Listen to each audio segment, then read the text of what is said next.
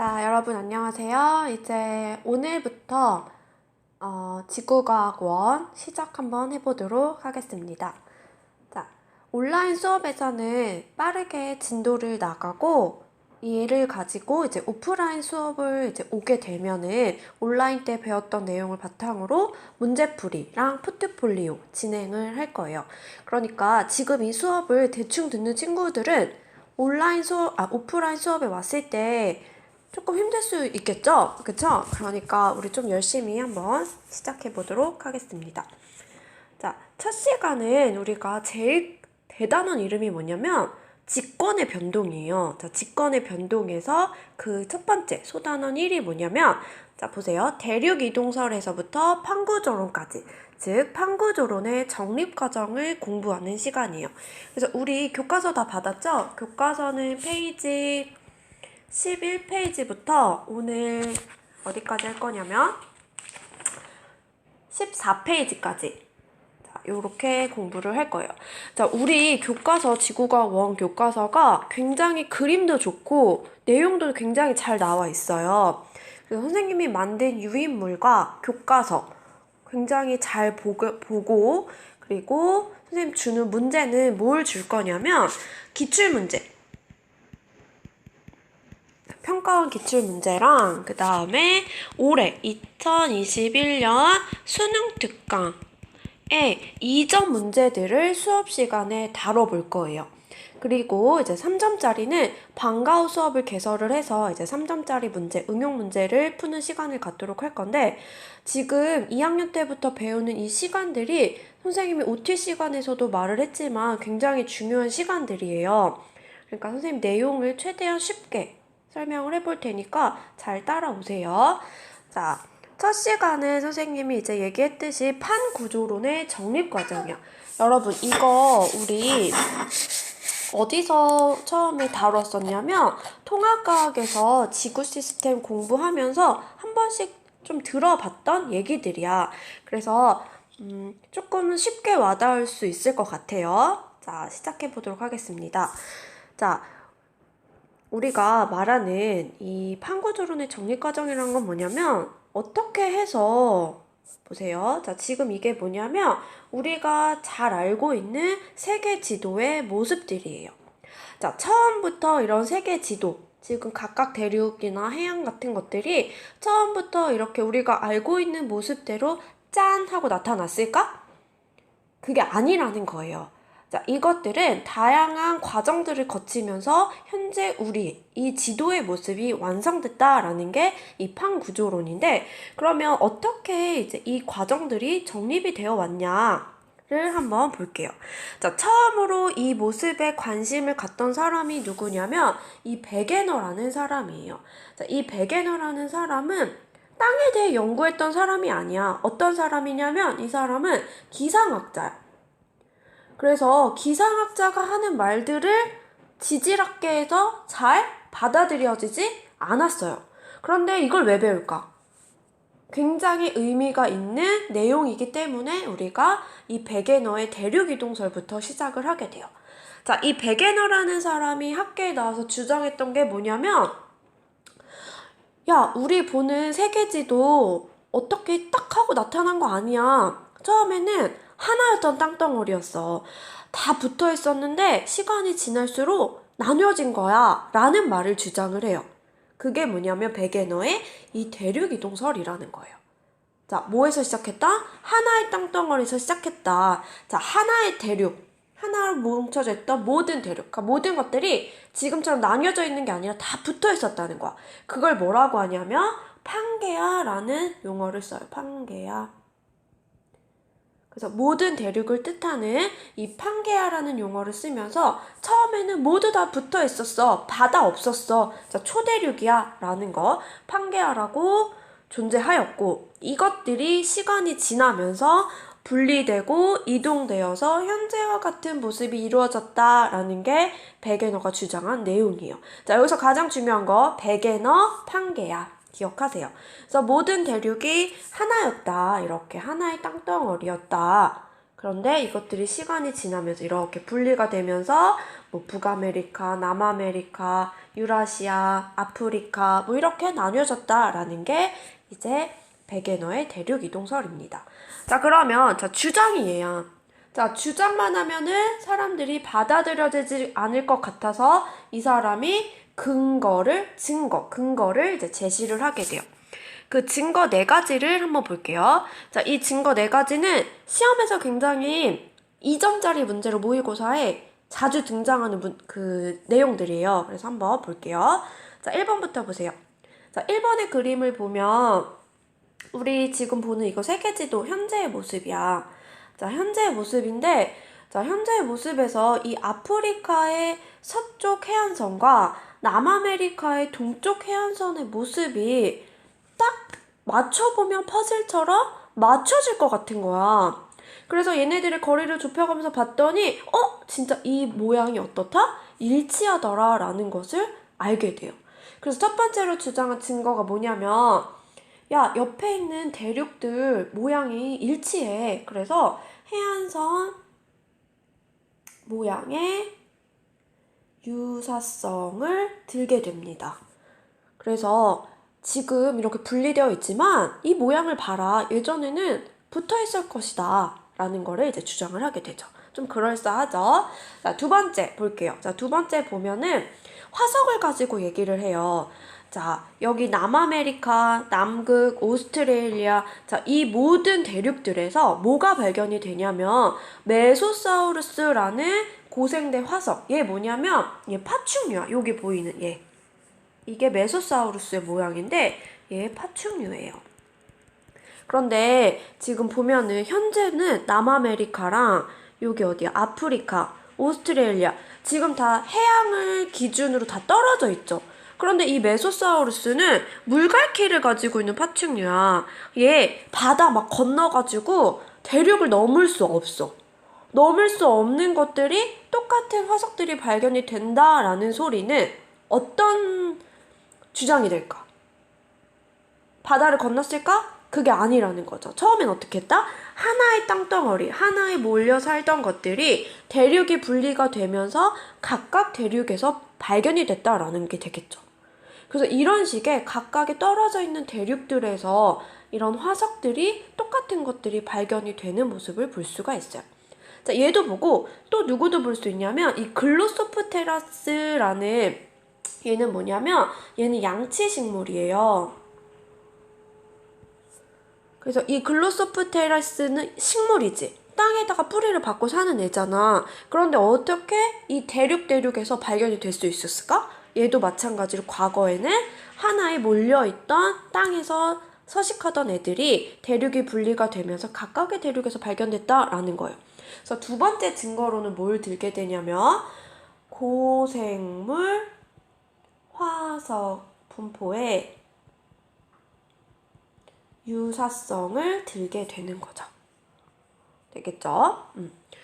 자, 3번째를 보면, 자, 3번째 지금 이거 현재 모습이잖아, 얘들아. 자, 현재 모습을 보면 북아메리카에 뭐 어떤 산맥이 있냐면 굉장히 큰 에팔레치아라는 산맥이 있어요. 그런데 이 산맥이랑 조금 더 옆에 떨어져 있는 그 어디야? 아프리카랑 유럽 쪽에서는 칼레도니아라는 요런 산맥이 있어. 자, 북아메리카의 이 에팔레치아 산맥과 유럽 쪽에 있는 칼레도니아 산맥이 지질 구조가 어떠냐면 굉장히 연결되어 있는 것처럼 유사성을 보이더라라는 거야. 그럼 얘도 뭘까?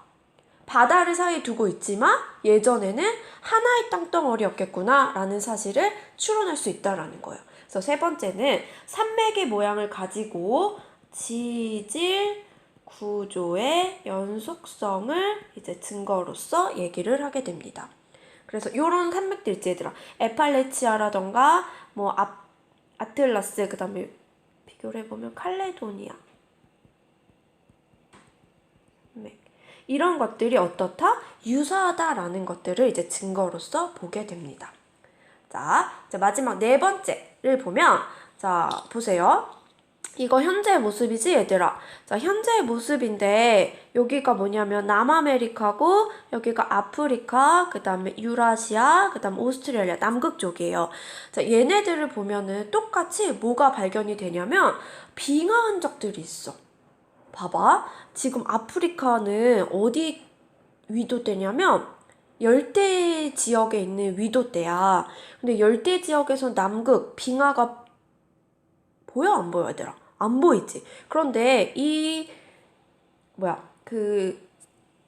아프리카 지역에서 빙하 흔적이 발견이 되었다라는 거는 어떤 사실을 의미하는 걸까? 똑같아. 유사한 애들이 각각의 대륙에서 발견이 돼. 그 말은 뭐냐면 남극을 중심으로 모든 대륙이 처음에는 하나로 합쳐져 있었겠구나. 합쳐져 있다가 대륙들이 분리가 되면서 위지방, 위도가 위로 이동을 했겠구나 라는 주장을 하게 돼요. 얘도 그럴싸해 보이죠? 그래서 네 번째 증거는 뭐냐면 빙하의 흔적을 들어요. 그래서 이런 것들을 가지고 아마도 예전에는 하나로 뭉쳐져 있었을 거야. 땅덩어리들이. 그러다가 시간이 지나면서 분리가 되고 바다가 생기고 대륙들이 고위도 지방으로 이동했구나 라는 대륙이 이동할 수도 있겠다라는 주장을 하게 된다라는 거죠. 누가? 베게너가. 그쵸? 그래서 지금 얘기한 증거들 있죠? 선생님 보라색으로 쓴 것들 증거 4가지, 그 다음 주장한 사람, 그 다음 판계야. 이런 용어들은 이제 함께 가는 애들이라 생각을 하고 기억을 해주세요. 됐죠? 자, 그래서 대륙이 이동할 거다라는 주장에 대한 근거예요. 자, 그런데 지질학자들 사이에서 얘네들 증거들 그럴싸하잖아 얘들아. 그런데 받아들여졌을까 안 받아들여졌을까? 받아들여지지 않았다라는 게 문제예요. 왜 그럴까? 어떤 사람이 이렇게 말을 하는 거야. 야, 그렇게 큰 땅덩어리들이 어떻게 그렇게 이동을 해서 고위도로 이동한다라는 거야. 그러면 그 원천은 뭐야? 힘은 뭐야? 물어봐.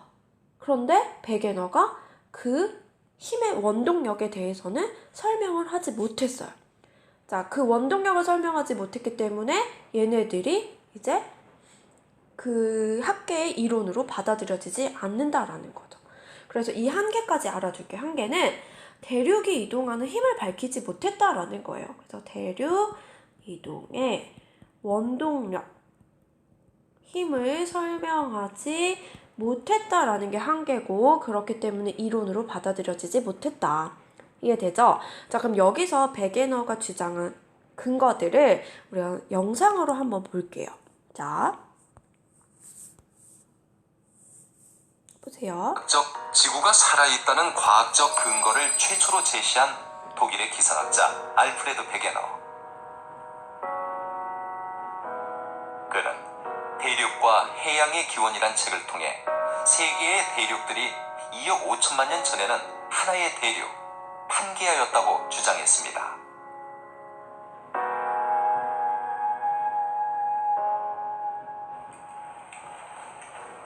베게너가 근거로 내세운 것은 세계 지도입니다. beiden Kontinente jetzt zusammenschiebt, erkennt man sehr gut, dass sie ein großes Landgebilde. 아프리카 대륙의 서해안선과 남미 대륙의 동해안선이 일치하는 것을 보고 대륙이 이동한 흔적이라고 생각했던 겁니다.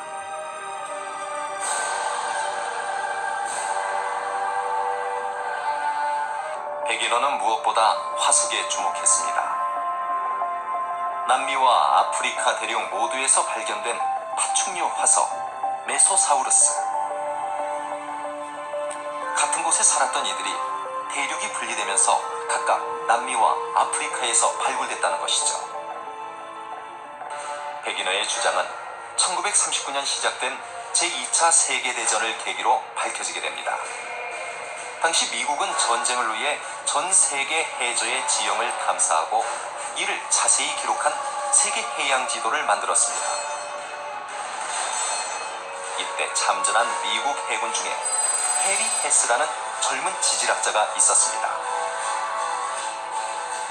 전쟁이 끝난 후 그는 해양 지도에 담긴 비밀을 밝혀냄으로써 베게너의 주장을 입증합니다.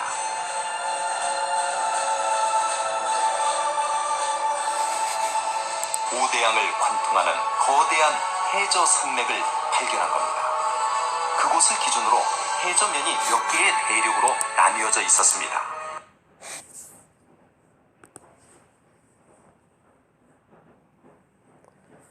자, 그래서 지금 베게너가 주장한 내용들 봤어요. 자, 그럼 이제 두 번째. 자, 받아들여지지 않았다라고 했죠? 그래서 그 이후에 이제 그거에 대해서 한번 이제 나온 주장들을 가지고 여러 사람들이 이제 연구를 하기 시작을 하는데, 그 중에 이제 홈스라는 사람이 나타나게 돼요. 이 사람은 뭐 하던 사람이냐면 방사성 동위원소를 연구하던 사람이에요.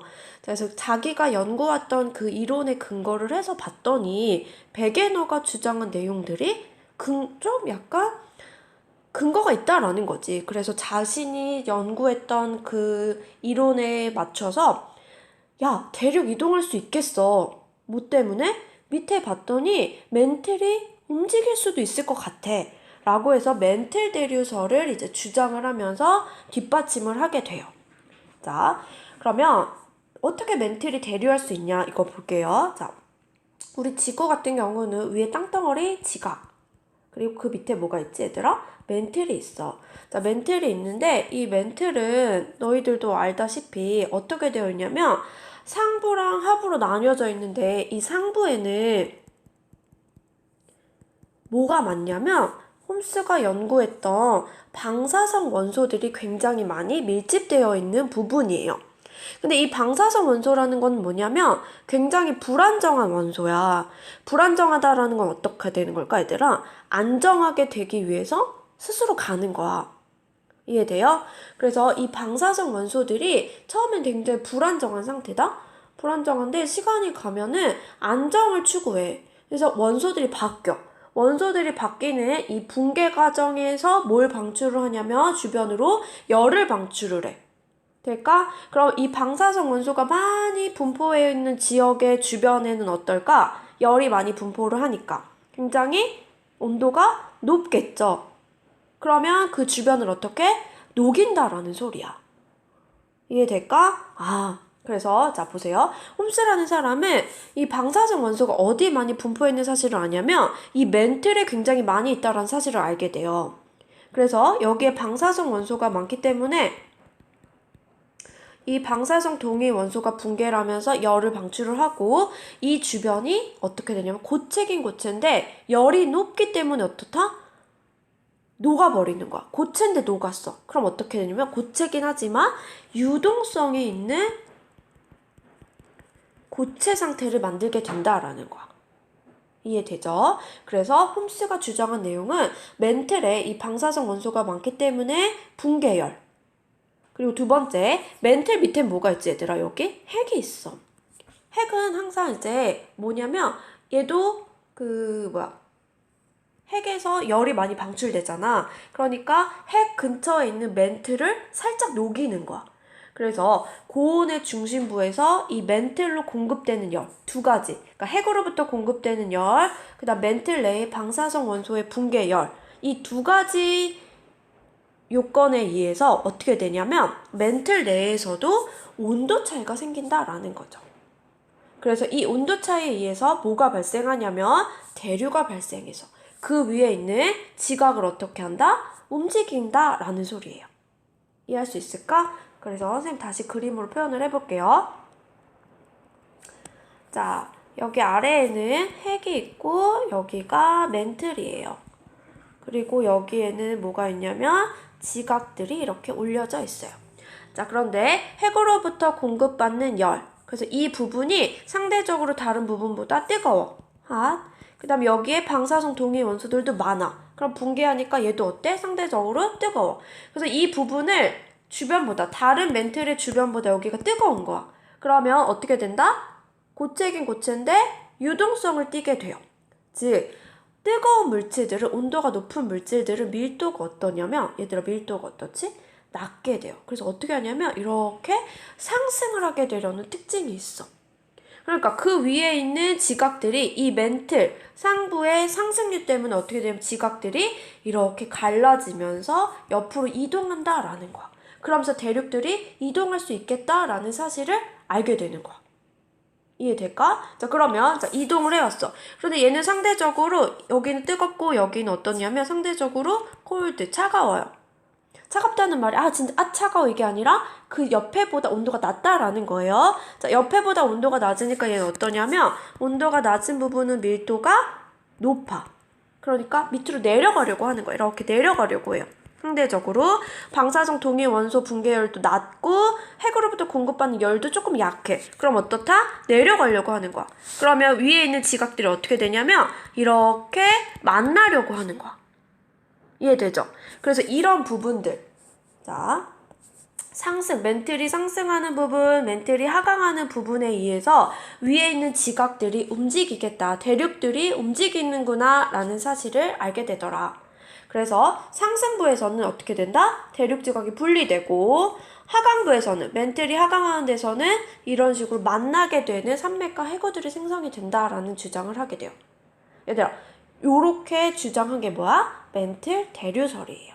그래서 멘틀이 대류하는 이유 2가지 이해하고, 그래서 요렇게 되면은 위에 있는 대륙들이 움직이는구나 라는 거 알면 될 것 같아요. 자, 그래서 대륙 이동의 원동력. 자, 베게너가 밝히지 못했던 원동력을 뭐라고 밝히는 거야? 멘틀이 대류하기 때문이에요 라고 밝혀요. 하지만 자, 봐봐. 자, 그럼 이제 땅들이 움직이면서 얘는 갈라지면서 뭐가 생기고 만나면서 뭐가 생기겠지? 그런데 그 한계로서 얘네들의 해적 지형들을 파악하지 못했다라는 거야. 대륙이 이동하면은 멘틀 상승부에서는 뭐가 발견이 돼야 되고 하강부에서는 이런 산맥과 해구가 발견이 돼야 되는데 아직까지 과학이 발달되지 못했기 때문에 파악하기가 어려웠다는 점이 한계예요. 그러니까 학계에서 이러는 거야. 자, 멘틀 대류 때문에 땅이 움직여. 그래서 멘틀 상승부에서는 새로운 해양, 갈라지는 부분이 보일 거고 하강부에서는 이런 것들이 보일 거야. 그런데 그 당시에는 과학이 많이 발달되지 않았기 때문에 해저 지형이 파악하지가 못했어요. 그래서 야, 네가 말한 거 못 찾잖아 라고 해서 얘도 이론으로 정립되지가 못했어요. 되겠죠? 일단 이유는 알겠죠? 이게 멘틀 대류설이다. 자, 그런데 그 당시에 이제 뭐가 발생을 하게 되냐면 얘들아, 그 당시에 이제 뭐가 발견되냐면 제 2차 세계대전이 발발을 하게 돼요. 2차 세계대전이 발발하게 되니까 이제 밑에서 해저에서 바닷속에서 이제 미사일을 쏴고 이제 잠수함을 공격하는 일들이 발생을 하면서 과학기술이 그때 급전으로 발달을 하기 시작을 해요. 그때 발달한 게 뭐냐면 밑에서 초음파를 쏴면서 해저 지형들을 이제 파악을 하게 된다라는 거야. 그게 뭐냐면 바로 이 음양측신법이라는 거예요. 이 음양측신법이 발달이 되면서 밑에 그 전에는 알지 못했던 해저, 바닷속의 지형들을 파악할 수 있게 돼요. 될까요? 그렇다면 이제 이 음양측신법에 대해서 선생님 한번 얘기를 해볼게요. 자, 이 음양측신법이라는 거 뭐냐면 배 위에서 바닷속으로 초음파를 쏴요. 자, 초음파는 1500m/s의 속도를 가지고 있어. 자, 얘를 가지고 쏘게 되면 밑에 만약에 이렇게 해저 지형이 있어. 바닷속의 지형이. 볼록한 부분이 있다 쳐볼게요. 자, 그럼 초음파가 볼록한 부분을 만나서 다시 어떻게 될까? 반사하겠지? 그래서 되돌아오는 데까지 걸린 시간과 이 초음파의 속도를 이용해서 얘의 깊이를 파악하게 되는 거야. 바닷속의 깊이. 즉, 되돌아오는 데까지 걸린 시간이 만약에 짧았어. 시간이 짧으면 수심이 어떨까? 그만큼 낮다라는 게 되고, 만약에 초음파를 쐈는데 되돌아오는 데까지 걸린 시간이 길었어요. 그럼 수심이 어떻다라는 걸까? 수심이 깊구나 라는 사실을 알게 되는 거야. 그래서 이러한 제2차 세계대전으로 인해 이 음양측신법이 발달이 되고 얘를 가지고 앞서서 홈즈가 발견하지 못했던 해저 지형들을 점차 파악을 하게 된다라는 거예요. 되겠죠? 자, 그래서 이 음양측신법은 되돌아올 때까지 걸린 시간과 깊이의 관계를 이용해서 이제 알게 되는데, 봐봐 얘들아. 자, 거리는 우리가 어떻게 구하지? 속도 곱하기 시간으로 구하잖아. 그런데 이 시간은 뭐야? 얘 왔다 갔다 왕복 시간이지? 왕복 시간이니까 내가 이 깊이를 알려면 왕복 시간에 뭘 해줘야 될까? 그치? 반만 알면 되는 거잖아. 얘 한 면만 알면 되니까 2분의 1을 그래서 곱해주는 거예요. 됐죠? 그래서 수심을 알기 위해서는 왕복 시간에 2분의 1을 해준 값을 해준다라는 거 기억을 하세요. 그래서 수심 D는 2분의 1 VT다. 요거 보통 지금 수능 추세, 모의고사 문제 추세가 뭐냐면 직접 계산해서 너네들이 파악하는 그런 문제들이 굉장히 많이 출제가 되고 있어요. 그래서 이 음파속도 1500m/s는 고정값이기 때문에 우리가 얘를 가지고 깊은 수심을 구할 수 있다라는 거 꼭 기억을 하세요. 자, 그러면 얘를 가지고 우리가 탐구 자료를 한번 살펴볼게. 자, 봐봐. A 지점에서 초음파를 쐈대. 그래서 초음파가 되돌아오는데 걸린 시간이래. 즉 얘는 뭘 말하는 걸까? 그치? 얘는 왕복 시간을 얘기하는 거야. 그래서 왕복 시간이 길면 길수록 수심이 어떤 거야? 깊다라는 거예요. 됐죠? 자, 근데 여기 쭈쭈쭈쭈 보다가 특이한 점을 볼 수가 있어. 자, 6번 지점을 봤더니 양 옆에는 5, 6초인데 얘는 9초야. 그럼 상대적으로 얘는 시간이 길지? 시간이 되돌아오는 데까지 걸린 시간이 길다라는 건 수심이 어떻다라는 걸까? 깊다라는 걸 알 수가 있어요. 그치? 그 다음에 얘도 봐봐. 쭈쭈쭈쭈 보다가 어느 지점에 굉장히 조금 낮아지는 부분을 볼 수가 있어. 얘. 시간이 짧아졌어. 수심이 낮네. 이런 것들을 가지고 이 부분은 수심이 깊다라는 거는 골짜기 부분이 있으니까 주변보다 깊이가 깊어졌겠구나. 얘는 어때? 주변보다 올록볼록 솟아왔으니까 수심이 짧아졌겠구나 라는 거 파악할 수 있겠죠. 맞아요. 그래서 이렇게 수심이 바닷속에서 이렇게 깊어지는 이런 골짜기 부분을 우리가 뭐라고 하냐면 해구라고 해요. 그 다음에 갑자기 뽕긋 하고 올라섰어. 바다의 산이다 라고 해서 얘 뭐라고 하냐면 해령이라고 해요.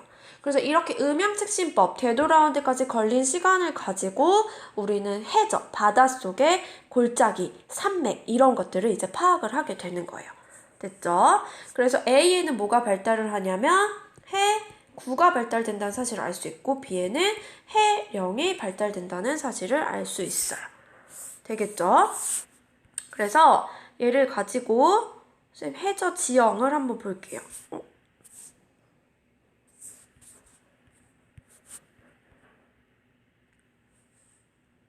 자, 그래서 요걸 가지고 해저 지형을 한번 선생님 지금 여기 유인물에 해저 지형 파트가 빠졌네 얘들아.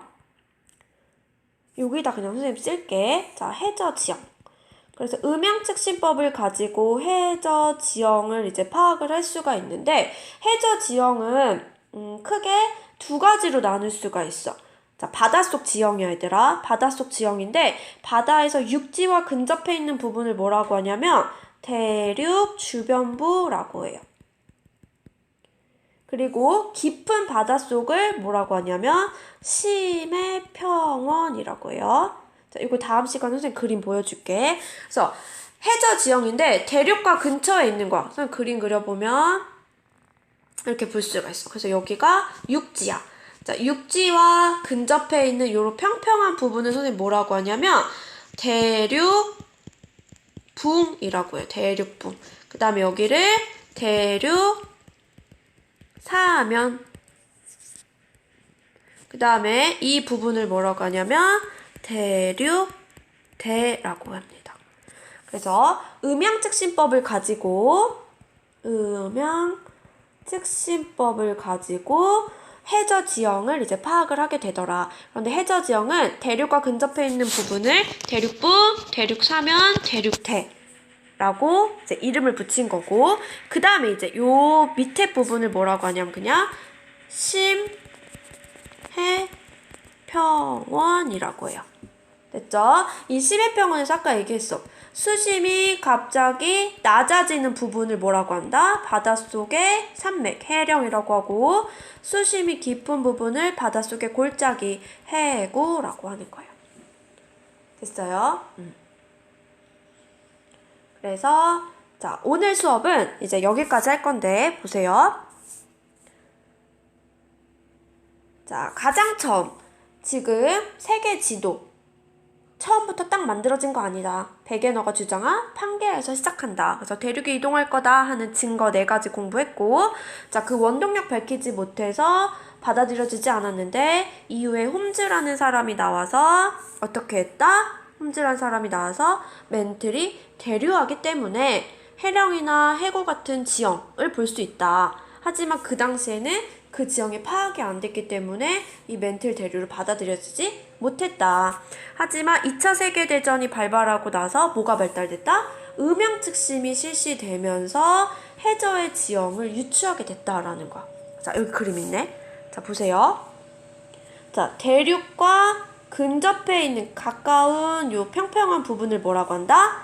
대륙붕. 여기 있어요. 대륙붕. 그 다음에 경사진 부분 사면, 그 다음이 대륙대.